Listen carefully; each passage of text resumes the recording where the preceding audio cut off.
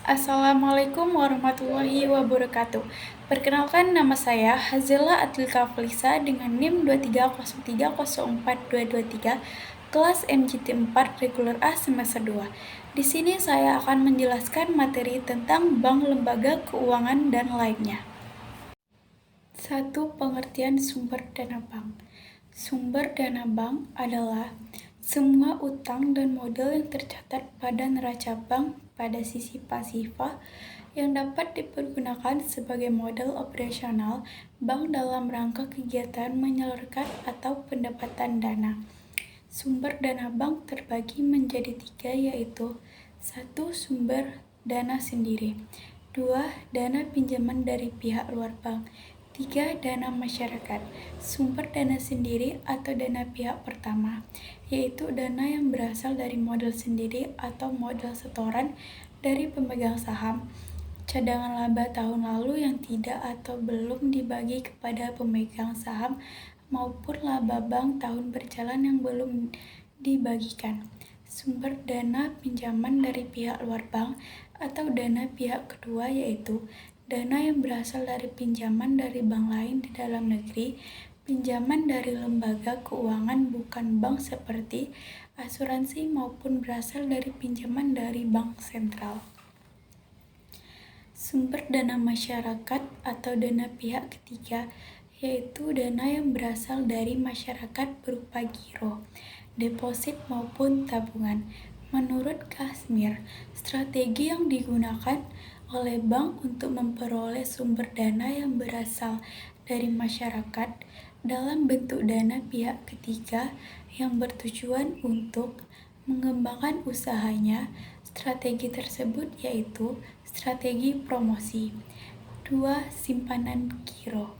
Rekening atau current account adalah salah satu produk perbankan berupa simpanan dari nasabah perseorangan ataupun badan usaha dalam rupiah ataupun mata uang asing, yang penarikannya dapat dilakukan kapan saja selama jam kerja dengan menggunakan warkat, cek, dan biliar giro. Apa yang dimaksud dengan simpanan giro? Menurut Undang-Undang Perbankan Nomor 10 Tahun 1998, simpanan giro adalah simpanan dana pihak ketiga yang penarikannya bisa dilakukan setiap saat menggunakan media cek, biliar giro, atau pemindah bukuan. Dalam praktiknya, penggunaan cek dan biliar giro tersebut tidak hanya digunakan untuk menarik uang, namun juga dapat digunakan sebagai media pembayaran. Nantinya dalam transaksi menggunakan cek dan biliar giro, pembayaran akan diteruskan ke bank tempat nasabah membuka rekening giro tersebut. Simpanan giro adalah tabungan yang media penarikannya berupa cek dan biliar. Layaknya rekening biasa, simpanan giro adalah salah satu produk perbankan yang dapat digunakan untuk menyimpan uang.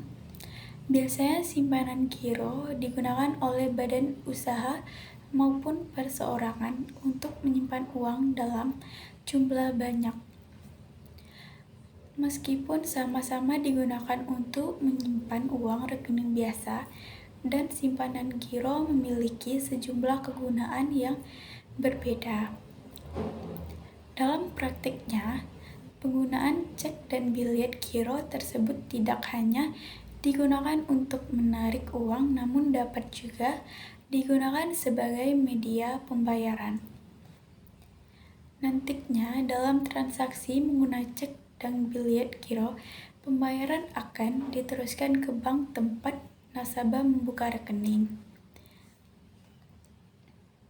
Jenis-jenis giro. Berdasarkan jenisnya, simpanan giro terbagi menjadi 2, yakni giro pribadi dan badan usaha. 1. Pribadi. Seperti namanya, simpanan giro atas nama pribadi dikhususkan untuk penggunaan pribadi saja. Umumnya, simpanan giro ini digunakan untuk usaha pribadi atas nama pemiliknya. Beberapa contohnya seperti usaha bengkel, toko, restoran, dan lain sebagainya. Jika ingin membuka simpanan giro atas nama pribadi, umumnya minimal setoran yang dibutuhkan adalah sebesar 250.000. Dua badan usaha. Karena dibuat atas nama perusahaan atau badan usaha, maka biasanya simpanan giro ini digunakan oleh instansi pemerintah, PT CV, yayasan atau koperasi untuk setoran minimal yang dibutuhkan umumnya jumlahnya lebih besar daripada perseorangan, yakni sekitar 500.000. Karakteristik simpanan giro sebagai pembeda. Simpanan giro memiliki karakteristik tertentu pada media penarikan dananya. Jika pada rekening biasa, Anda dapat menarik uang menggunakan ATM atau langsung melalui teller, simpanan giro menggunakan bilet dan cek sebagai medianya. 2. Cek giro. Dengan media ini, giro bisa diserahkan kepada pihak bank dan diganti dengan nominal uang yang tertulis pada cek tersebut. Selain itu, cek giro juga dapat menjadi pengganti uang tunai saat transaksi dan tidak memiliki batasan nominal. 2. Bilet giro. Selain cek, juga dapat penarik uang dari giro menggunakan bilet. Adapun fungsi bilet adalah sebagai alat transaksi yang dapat digunakan sebagai pengganti uang dengan cara mencairkannya melalui pemindah bukuan ke rekening nasabah. Manfaat simpanan giro. Dalam praktiknya, salah satu keuntungan menghimpun dana dalam bentuk simpanan giro adalah kemudahan dalam penarikan keuangan. Selain itu, ada beberapa manfaat lain yang akan dapatkan jika menyimpan uang dalam bentuk giro. Di antaranya adalah sebagai berikut. Uang akan lebih aman dari tindak kejahatan karena tidak perlu membawa nominal yang cukup besar kemanapun. Uang simpanan dalam bentuk giro dapat ditarik sewaktu-waktu saat jam kerja berlangsung. Manfaat lain dari simpanan giro adalah tidak ada limit transaksi, asalkan uang yang dimiliki cukup untuk melakukan transaksi. Kemudahan dalam melakukan pembayaran transaksi jual beli karena menggunakan cek dan bilet. Dalam hal administrasi, simpanan giro lebih baik karena setiap bulan nasabah akan mendapatkan rekening koran. Syarat pembukaan simpanan giro. Lantas, bagaimana cara membuka simpanan giro? Untuk membukanya, ada sejumlah persyaratan yang harus dipenuhi. Perlu diingat bahwa persyaratan ini akan berbeda-beda untuk setiap jenis simpanan giro yang akan dibuat. 1. Syarat pembukaan rekening giro perorangan. Jika Anda ingin membuka rekening giro secara perorangan, berikut adalah persyaratannya. Melampirkan NPWP dan menyiapkan fotokopi kartu identitas seperti KTP, SIM, ataupun paspor yang masih berlaku. Tidak pernah terdaftar dalam blacklist Bank Indonesia atau BI. Menyiapkan setoran awal pembukaan rekening simpanan giro sesuai dengan ketentuan bank. Mengisi formulir pengajuan simpanan giro dengan baik dan benar. 2. Syarat pembukaan rekening giro badan usaha. Selain untuk kepentingan individu, simpanan giro juga dapat digunakan untuk badan usaha. Adapun beberapa persyaratan yang harus dipenuhi untuk membukanya adalah sebagai berikut. Melampirkan NPWP dan menyiapkan fotokopi kartu identitas seperti KTP, SIM, maupun paspor yang masih berlaku. Tidak pernah terdaftar dalam blacklist Bank BI Indonesia. Menyiapkan setoran awal pembukaan rekening simpanan giro, melampirkan SIUP atau surat izin usaha perdagangan dan bukti bahwa badan usaha telah terdaftar. Melampirkan surat keterangan alamat dan surat pengesahan badan usaha ataupun lembaga dari badan kehakiman. Mengisi formulir pengajuan simpanan giro dengan benar sesuai informasi yang diminta. Perbedaan giro dan tabungan, meskipun sama-sama digunakan untuk menyimpan uang, tetapi simpanan giro berbeda dengan tabungan biasa. Adapun beberapa perbedaan antara tabungan dan simpanan giro adalah sebagai berikut. 1. Sasaran produk. Rekening simpanan giro adalah produk perbankan yang diperuntukkan bagi individu maupun perusahaan yang memiliki aktivitas transaksi keuangan tinggi dalam jumlah besar, sementara tabungan digunakan untuk nasabah, individu maupun perusahaan dengan aktivitas transaksi keuangan yang tidak terlalu besar setiap harinya. 2. Nominal transaksi. Perbedaan selanjutnya antara tabungan dan simpanan giro terletak pada nominal transaksinya. Umumnya, tabungan biasa memiliki batasan nominal harian untuk transaksi, penarikan dana maupun transfer di ATM. Jadi, jika seseorang ingin mengambil uang dalam jumlah banyak, maka ia harus pergi dahulu untuk melakukan transaksi di teller pada badan usaha maupun perusahaan besar. Praktik seperti ini dianggap kurang cepat dan efisien.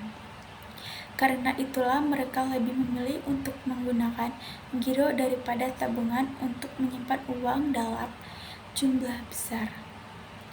Pada simpanan giro, nasabah dapat melakukan transaksi dalam jumlah besar karena tidak ada batasan transaksi dan nominal.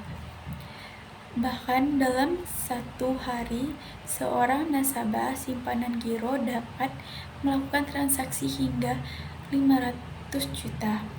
3. Cara penarikan dana. Perbedaan selanjutnya antara tabungan biasa dan simpanan giro adalah pada cara penarikan dana. Pada rekening tabungan, biasa seseorang nasabah dapat menarik dana melalui mesin ATM maupun teller bank. Sedangkan pada giro, opsi penarikan yang dimiliki lebih bervariasi, yakni melalui billet giro, ATM, cek, maupun pemindah bukuan. 4. Laporan bulanan. Dari sisi administrasi, simpanan giro juga memiliki sistem yang lebih efisien.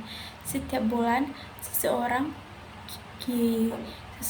giran ataupun nasabah giro akan mendapatkan laporan bulanan berupa rekening koran. Dalam laporan tersebut, Anda dapat melihat dan memeriksa riwayat transaksi mutasi uang pada rekening giro. Hal ini tentu berbeda dengan pemilik rekening tabungan pada tabungan biasa. Tidak ada laporan bulanan akan dikirim melalui rekening koran.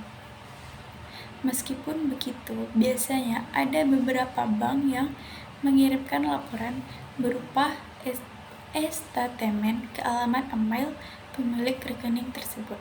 Hal ini bertujuan untuk mempermudah nasabah dalam melakukan pemeriksaan transaksi tanpa harus datang ke bank. 5. Tanggal terbit dan efektifnya.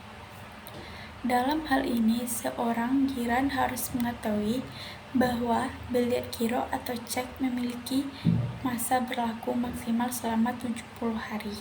Dengan kata lain, billet dan cek harus dicarikan sebelum kurun waktu tersebut agar tidak kedaluarsa. 3. Perbedaan cek dan billet giro. Cek adalah surat yang berisi perintah tertulis dari pemegang rekening kepada bank ataupun instansi sejenis untuk membayar sejumlah uang, sedangkan billet giro adalah surat berharga yang diterbitkan bank sebagai pengganti uang tunai dan dapat dicarikan secara tunai. 4. Simpanan tabungan. Jenis simpanan yang satu ini memiliki paling familiar dan banyak dipilih oleh nasabah Menurut definisinya, tabungan adalah simpanan uang di bank. Penarikannya hanya dapat dilakukan menurut syarat tertentu.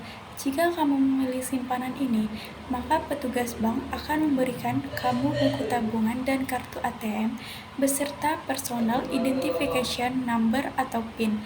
Namun saat ini, banyak bank yang sudah menggunakan mobile banking sehingga buku tabungan sudah tidak digunakan lagi. Pada intinya, tabungan memiliki ketentuan sebagai berikut.